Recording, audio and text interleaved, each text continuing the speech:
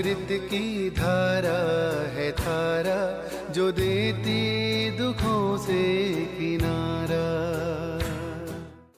ओम शांति।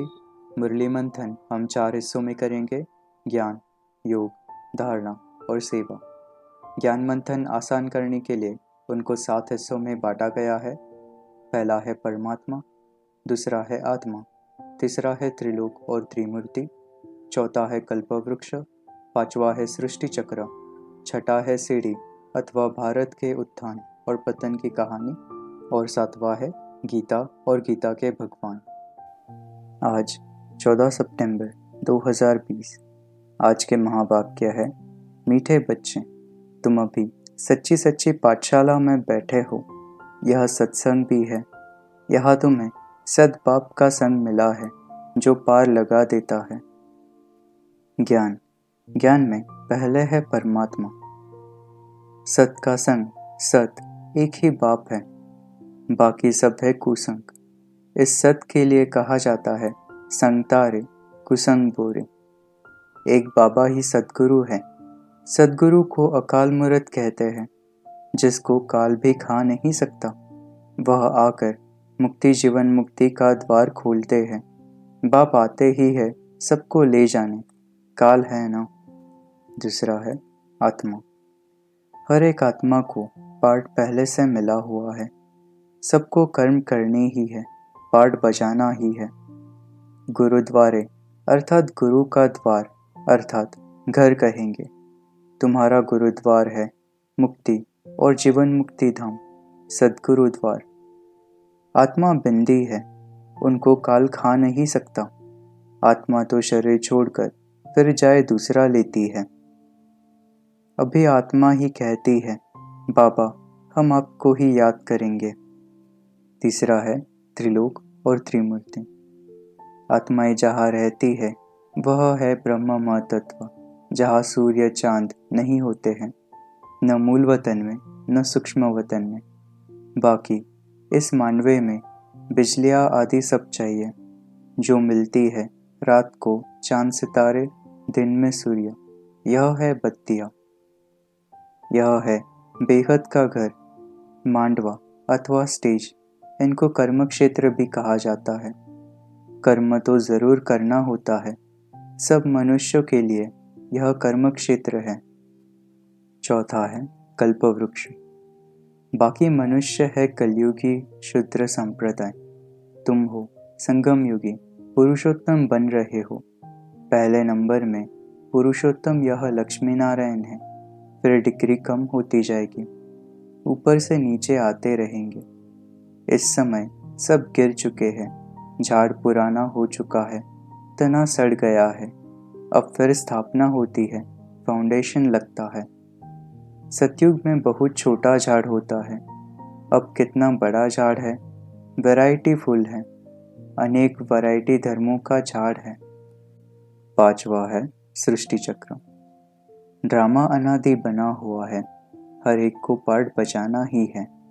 कोई भी मनुष्य का कोई भी दोष नहीं कहेंगे, सब होता है ड्रामा प्लान अनुसार।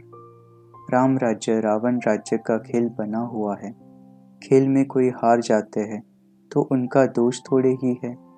ऐसा पार्ट क्यों बजाया, यह प्रश्न ही नहीं उठता। ड्रामा में आपदाएं, खिटपिट, अबलाओं पर अत्याचार लिखा हुआ है। रक्त की नदियाँ भी बहनी हैं। दिन प्रतिदिन जमाना बिगड़ता जाता है और बिगड़ना है। अभी तुमको मालूम है, बाकी थोड़े दिन हैं, फिर हम अपने शांति धाम सुखधाम जरूर जाएंगे। एक जैसा पार्ट कोई का हो नहीं सकता। इनको कहा जाता है कुदरती बना बनाया बेहद का ड्रामा। जो चीज़ रियल होती है वह ख़त्म भी हो जाती है, फिर 5000 वर्ष के बाद रियलिटी में आएंगे। छठा है सीढ़ी अथवा भारत के उत्थान और पतन की कहानी। अभी जीवात्माएं सब कलयुगी है। बाप कहते हैं, मैं जो हूँ जैसा हूँ ऐसा कोई नहीं जानते हैं। ऋषि मुनि आदि भी कहते हैं, हम रचयिता मालिक अर्थात बेहद के बाप और उनकी बेहद की रचना के आदि मध्य अंत को नहीं जानते हैं।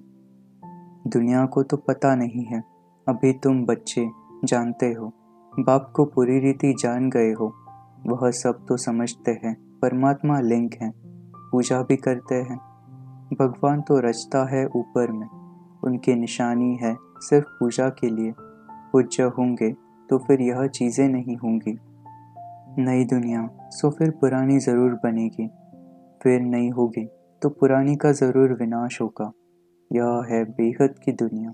कितनी बड़ी दुनिया है, एक एक शहर में मनुष्य कितने भरे हुए हैं। सतयुग में है एक राज्य, थोड़े राजाएं होंगे। वहाँ तुमको समुद्र में जाने का नहीं है, तुम सब मीठी नदियों के किनारे पर रहते हो। खेती बाड़ी आदि सब होती है। मनुष्य बहुत थोड़े रहते हैं, फिर पीछे वृद्धि को पाते हैं। फिर वहाँ जाकर अपना राज्य स्थापन किया, धीरे धीरे हब करते गए। अभी तो सबको छोड़ना पड़ता है। एक भारत ही है जिसने किसी का भी राज्य छीना नहीं है, क्योंकि भारत असल में अहिंसक है ना। भारत ही सारी दुनिया का मालिक था और सब पीछे आए हैं जो टुकड़े टुकड़े लेते गए हैं।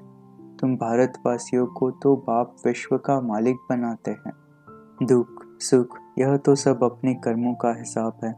मनुष्य समझते हैं सुख का एवजा सुख, दुख का एवजा दुख परमात्मा ही देते हैं। बाप कहते हैं मैं कभी दुख नहीं देता हूँ, मैं तो आधा कल्प के लिए सुख देकर जाता हूँ।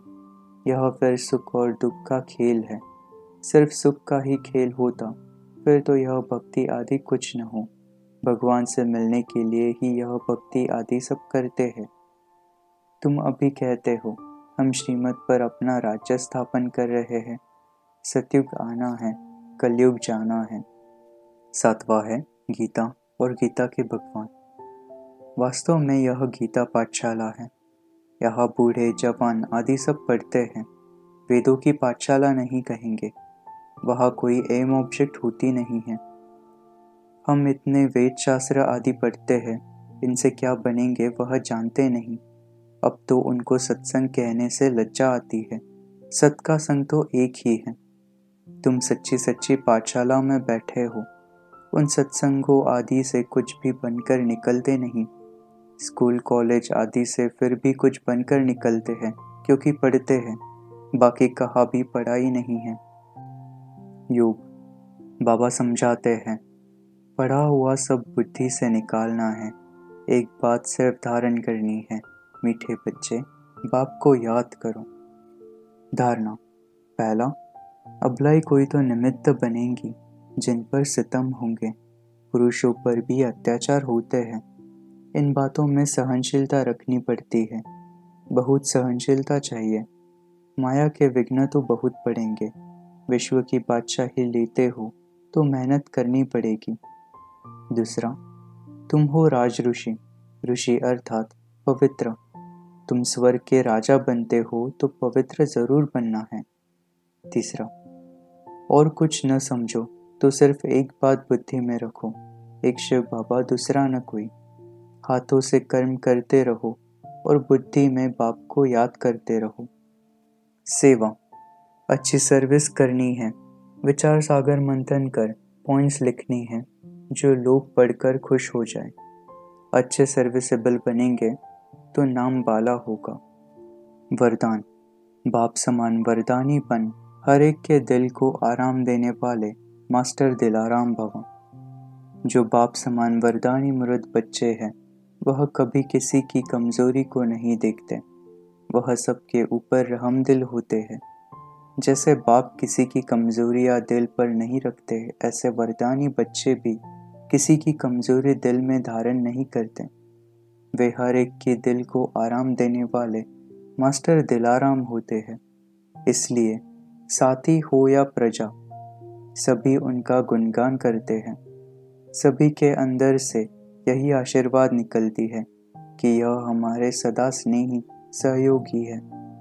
स्लोगन संगम युग पर श्रेष्ठ आत्मा वह है जो सदा बेफिक्र बादशाह है। ओम शांति।